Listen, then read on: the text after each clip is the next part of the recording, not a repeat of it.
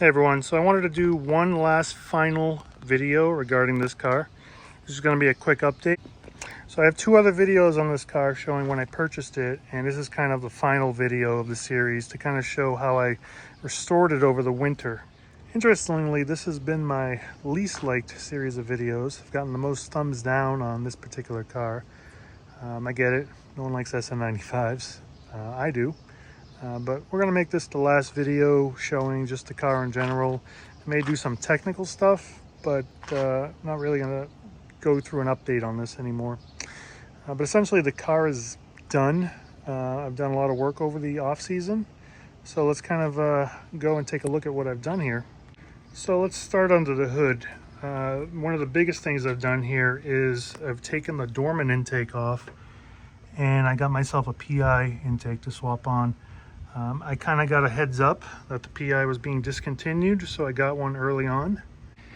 So because of that, I did some other sporting mods. So I've changed the spark plugs, cleaned the fuel injectors, I did new valve cover gaskets, new seals for the bolts.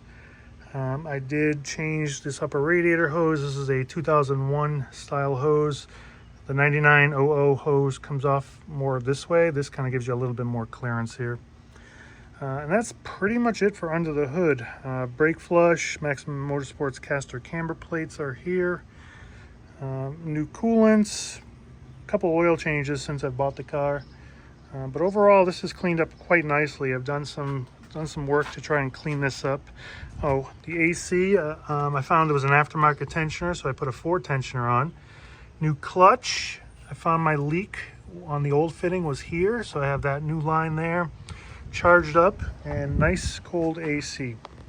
Front of the car, I've done the standard appearance mods. Done a Mach 1 grille, Mach 1 chin spoiler, and I did 2000 up headlights here.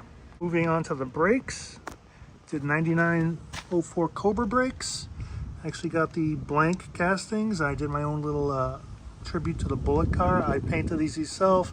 That's just a vinyl decal with some clear coat on there. But these have been fabulous. Now, body-wise, I did do a two-stage buff and polish, and I did ceramic coat the car.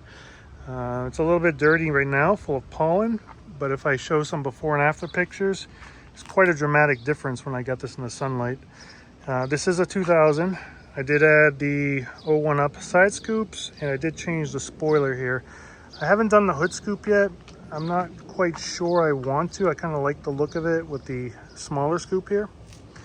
But I am on the lookout for a trunk. If you remember, my trunk had some horrible pitting issues. You can see more on this side here. With a lot of pits, the paint broke, and I had the original 9900 spoiler on here. So I'm in the market to find myself a trunk to replace this particular one. Now the car is lowered. I know it doesn't appear that way, but I did specifically pick springs that wouldn't lower too much. So this is the Ibach Pro Kit, which only lowered it about 3/4 of an inch. I'm using poly isolators. Again, I didn't want to drop it too much. I wanted to kind of keep this as a daily driver. The shocks and struts are Bilsteins, and paired with the springs, this thing rides fantastic. I'm happy with it. It's just like stock. In fact, sometimes I take bumps and I'm actually surprised how well it takes them. Well, here's kind of where I did the most work here, the interior. As you can see here, it looks a little bit fresher than the last time you saw it. So for starters, the front seats have been recovered. These are the cheap seat covers that you see on Amazon. These ones were from Auto Seat Replacement. I think I paid 400 bucks for the two bottoms and the two tops. The headrest is original. You can see the color match is spot on.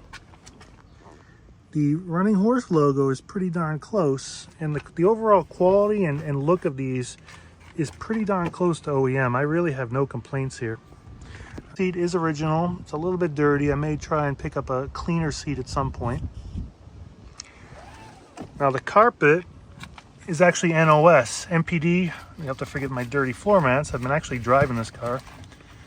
MPD was selling NOS carpet for a while. I don't think they do anymore. But it even comes with the dealer remove wrap sticker. I haven't actually convinced myself to take it off yet. But kind of a nice little touch. I did do the Ford Racing pedals. Moving on, now remember this is a 2000. I ended up doing the 2001 center console along with the doubled in conversion here. So here it is with the top down.